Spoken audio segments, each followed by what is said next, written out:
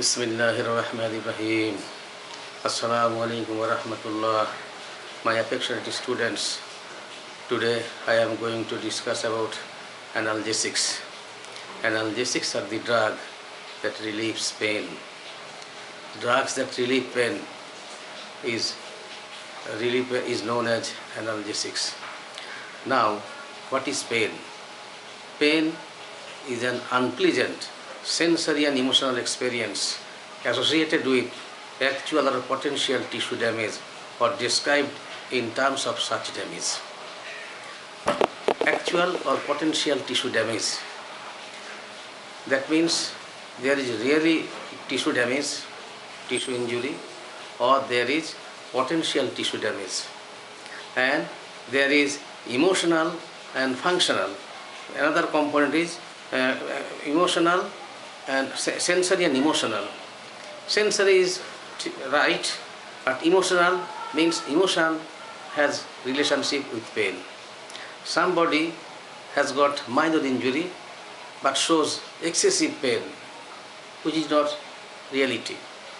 And somebody have severe injury but shows minimum pain, that is also not reality.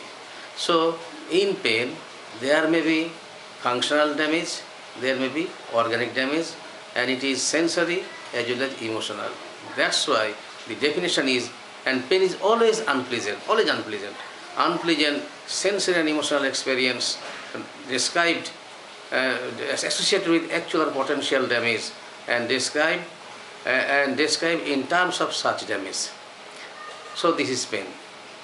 Now, for pain, regarding pain pathway, this pain, if there is tissue injury, if there is injury in a part, then that injury irritates the nerve, local nerve, and as a result of stimulation, afferent impulse goes to the spinal cord, substantia gelatinosa ronaldo. From here, second order neuron starts and crossing over, occurs, and goes to the thalamus. From thalamus, another order of neuron goes to the cortex, area of pain. Now, from that area, this is the afferent pathway. Efferent pathway comes down, and from periaqueductal gray descends to the, again, substantia gelatinosa ronaldo, and from that efferent pathway goes to the site. And in this pain pathway, there are pain neurotransmitters like substance P, glutamate, then noradrenaline, 5-hydroxytryptamine. These neurons are clustered in these neurotransmitters are clustered along the pain pathway. Along the pain pathway, there are also endogenous opioids like endorphin, enkephalin, and dynorphin. Now, so the pain pathway, afferent and efferent, that is afferent component and efferent or reactive component, we have just a minimum idea about that. Now, the drugs that relieve pain is known as analgesics. Analgesics are of two types. One is opioids, another one is non-opioids. Previously, it was known as narcotic and non-narcotic. Narcotic means they will produce narcosis, and that's why it was called narcotic analgesic. But nowadays, it is not regarded as this term. The term is opioid analgesics. Opioid means these drugs are derived from opium. They are opium alkaloids derived from opium, and they act on opioid receptors, mu, kappa, delta, sigma. That's why they are termed as opioid analgesics. On the other hand, previously said non-narcotic, and they have antipyretic effect. That's why it was termed as non-narcotic antipyretic analgesics. But nowadays it is known as NSAID, means non-steroidal anti-inflammatory drugs. They are steroid having and they are not steroid having anti-inflammatory effect. That's why it is known as NSAID. So classification of analgesics are of two types. One is narcotic, one is NSAID. This is the broad. Now today's topics is about narcotic analgesics, opioid analgesics. Now the classification of opioid analgesics, it can be classified in various ways and means. Number one is according to source, maybe natural, maybe synthetic. Natural means obtained from plant, and it is obtained from Papaver somniferum plant. And this plant is also known as poppy plant, and its capsule, its seed, is known as poppy seed. From unripe poppy seed, this morphine comes as an alkaloid of opium.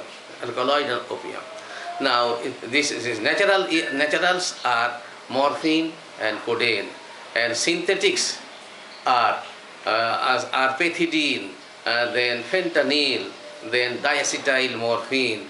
They are synthetic. Now, there is also classification can be done according to their efficacy. Maybe strong efficacy, maybe moderate efficacy, maybe weak efficacy. Strong efficacy like morphine, like diacetyl morphine or heroin and fentanyl, they are strong analgesics. And intermediate capacity is buprenorphine, nalbuphine, pentazocine, butorphanol. They are moderate efficacy. And weak efficacy is codeine. Another classification, another way, that is a chemical or structural classification. Here it is that here is morphinan. Among this group is morphine and codeine. And then another is phenylpyridine. Phenylpyridine. And here the examples are methadone and fentanyl. Then another example, diphenylpropylamine. Here example is methadone, dextropropoxifen, and another is esters like remifentanil. And then another classification is functional, that is according to action, maybe agonist, pure agonist, maybe partial agonist, maybe mixed, and maybe antagonist. Pure agonist, morphine and codeine. Partial agonist, buprenorphine. Then mixed is pentazocine, nalbuphine, butorphanol, and antagonist is naloxone. So this is more or less about classification of opioid analgesics. Now the main drug of this group or team leader of this group is morphine. So we will discuss about morphine. The morphine is named as, it comes from the term Morpheus, means Greek dream, goddess of dream is Morpheus. And by taking this morphine, patient feels thrill or excited, irritated, and becomes utopian.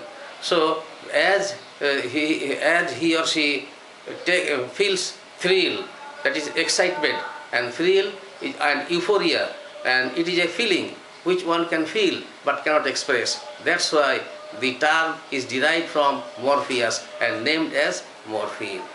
Morphine is the team leader of this group, so we have to know detail about morphine, and other members of these drugs are correlated with morphine. Now the pharmacological effects of morphine. Main important effect of morphine is on central nervous system and on the periphery. Now in central nervous system, it has got mainly two types of effect. That is, one is inhibitory effect, one is stimulatory effect, and another one is psychological effect. So mainly inhibitory effect and also excitatory effect. Now some parts of the neurons are inhibited and other parts will be excited. Now inhibitory effects, among the most important inhibitory effect is analgesia. Number one is analgesia, number two is hypnosis, Number 3 is respiratory depression. Number 4 is cough suppression. And number 4, VMC depression. Motor center depression and heat regulatory center depression. These are the inhibitory effects. So number one is analgesia. Number 2 is hypnosis. Number 3 is respiratory depression. Then cough suppression. Then vasomotor VMC depression. Then heat regulatory center depression. Now, excited some other parts of the central nervous system will be stimulated, and that is chemoreceptor trigger zone is stimulated, leading to nausea and vomiting. Then third nerve nucleus or edenterospinal nucleus will be stimulated, leads to constriction of people. Spinal cord will be stimulated, produces truncal rigidity. Then vagal nucleus will be stimulated, causing bradycardia and fall of blood pressure. Then also releases ADH, releases ADH from posterior pituitary. Then also it has got posterior pituitary, and it all neurons of the ventral tegmentum also is stimulated. Now these are the inhibitory effects. Now there is another is psychological effect. That means it produces euphoria or dysphoria. Mainly euphoria, but in some cases it may produce dysphoria. Euphoria or thrill will occur. It may be due to the stimulation of neurons of the ventral tegmentum, and limbic system may be affected. Euphoria is a sense of well-being which one can feel but cannot express. So this is the central effect. Now I am going to discuss one by one of the central effects. Now number 1 is analgesia. Morphine, time-honored drug. From ancient time, this drug is used as an analgesics. It is a time-honored drug to reduce pain, to relieve pain. Now, how does morphine relieve pain? So now this drug binds with the after introduction into the body. It is injected into the body, and when it reaches into the body, it binds with this receptor. Receptors are opioid receptors, that is mu, kappa, delta, sigma. This binds with this receptor. As a result of binding with receptor, so it will form morphine receptor complex. That receptor complex now increases the pain threshold. So the afferent signal, pain propagation, is inhibited. Ascending pain propagating activity is inhibited. That is threshold of pain will be increased. Then it inhibits the neurotransmitters responsible for pain, like substance P, then glutamate, then noradrenaline, then 5-HT-tryptamine. These substances are inhibited. Pain neurotransmitters will be inhibited. Now there are endogenous opioids, as I mentioned earlier, and that is endorphin, dynorphin, enkephalin. These substances, they are endogenous opioid. They behave like morphine, and it is located inside, and this will be, its activity will be activated. As a result of these things, there is some changes in the neurons, and that causes increased conductance of potassium, and also inhibits calcium entry. Thereby it causes hyperpolarization. So neuronal inhibition, all these factors leads to relief of pain. Now it produces hypnosis because it depresses central nervous system, some parts. That's why it produces sleep. And this sleep also facilitates analgesic effect. Number 3, it has got cough suppressory effect, antitussive effect. It inhibits the cough center. That's why it is producing, it will produce anti-cough effect, antitussive effect. And most of the anti-cough syrup contains morphine-like drugs, the members of opioid groups. Now, it also depresses respiratory center, and both rate and depth of respiration will be decreased. Now these are also inhibits heat regulatory center and temperature, lowers body temperature, and in case of addict, temperature body is very cold. These and also stimulates inhibits vasomotor center, producing bradycardia and fall of blood pressure. Now the stimulatory effects. Number one is stimulates CTZ, chemoreceptor trigger zone, that will produce nausea and vomiting, and then stimulates third nerve nucleus, Edinger-Westphal nucleus, and cause meiosis. This effect is central. If we apply 1 drop of morphine on eye, it will produce no effect, and the effect is central. That means at the third nerve nucleus, at that level, it will reach and stimulate the nucleus and produce pinpoint people. Then stimulates spinal cord and produce truncal rigidity. Then release of ADH from the posterior pituitary, and also neurons of and vagal nucleus is stimulated, producing bradycardia and fall of blood pressure. And the neurons of ventral tegmentum are stimulated, and they may be responsible along with limbic system for euphoria and dysphoria. So these are the central effects of morphine. Now peripheral effect. Among the peripheral effects, most important effect is on GIT. Morphine produces, in a single sentence, morphine produces constipation. Morphine produces constipation, and it was once upon a time used as drug of choice for diarrhea. Nowadays, no longer used. How does morphine produces constipation? Tone of the muscle of GIT is increased, but if onward propulsive movement, that is peristaltic movement, is decreased. But the segmental movement is increased, and secretion of the gut secretion is inhibited, and sphincters are constricted.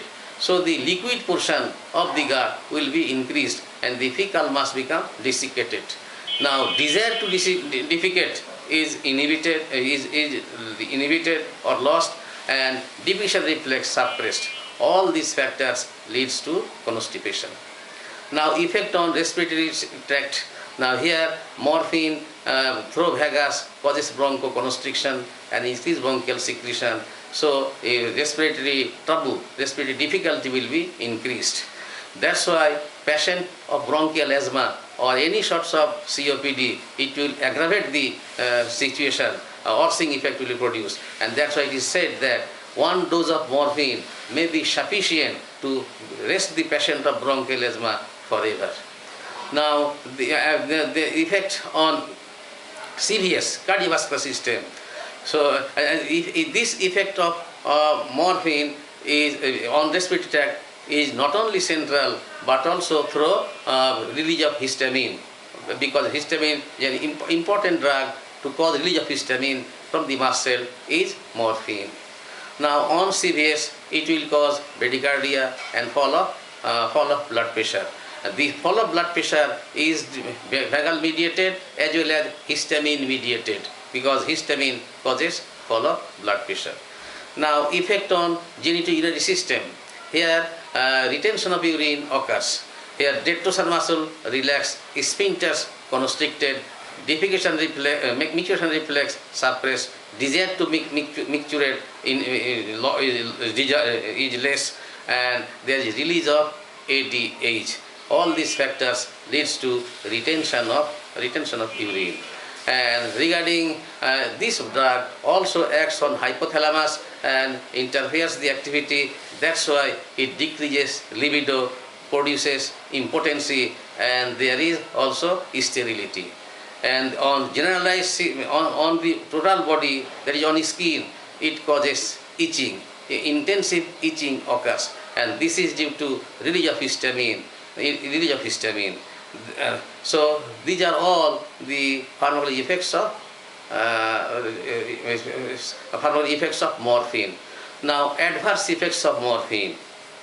Adverse effects of morphine effects are nausea, then vomiting, then blurring of vision, then constipation, then retention of urine, then respiratory difficulty, then itching, but the most important is tolerance and dependence.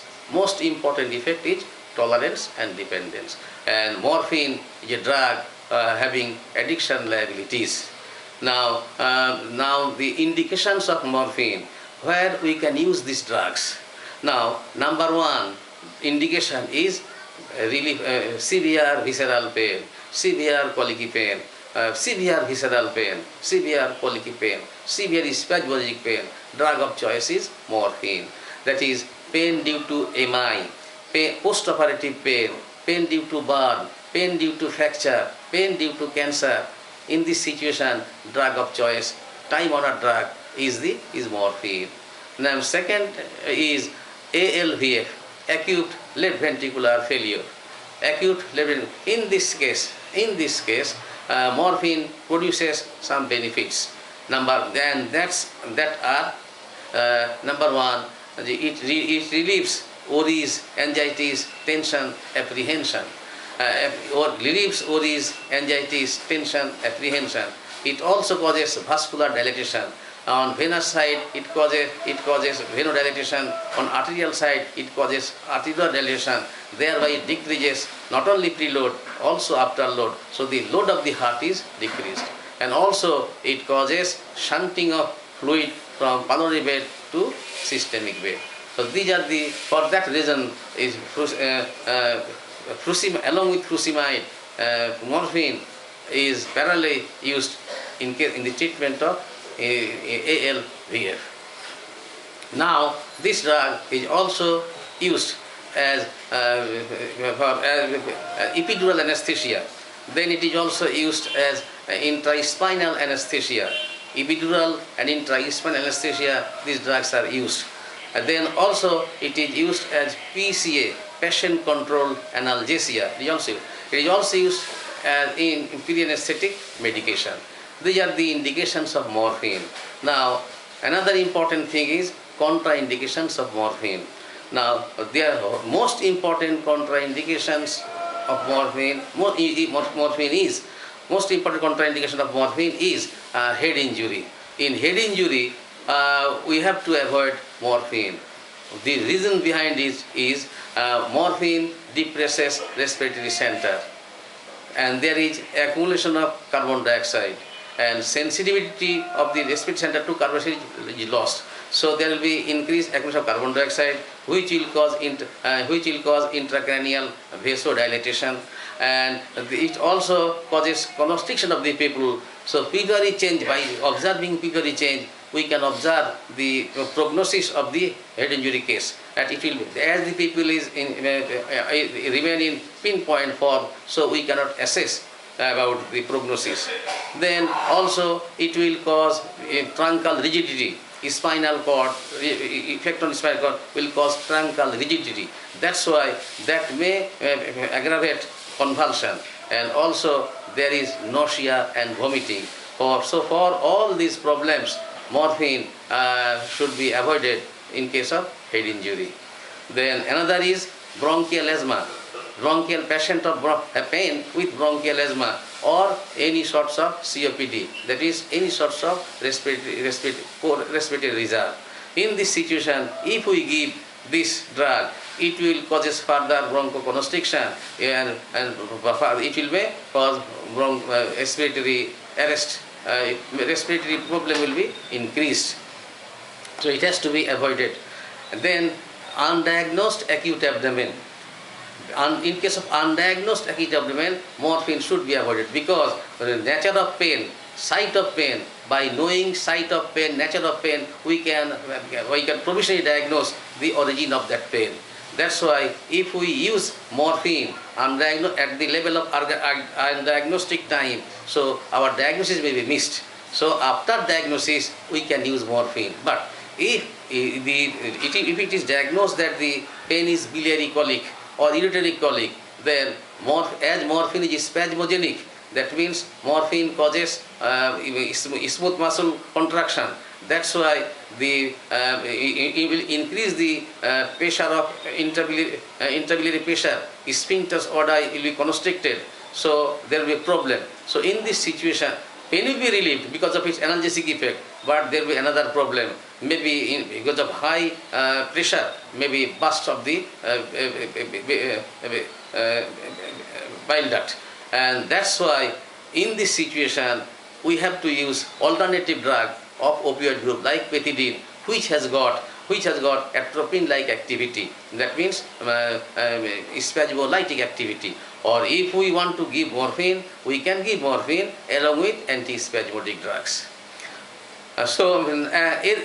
Now this drug will not be given in case of hypothyroidism, hypoadrenalism, hypopituitarism, the endocrine problems. If we use morphine, situation of the patient becomes worse.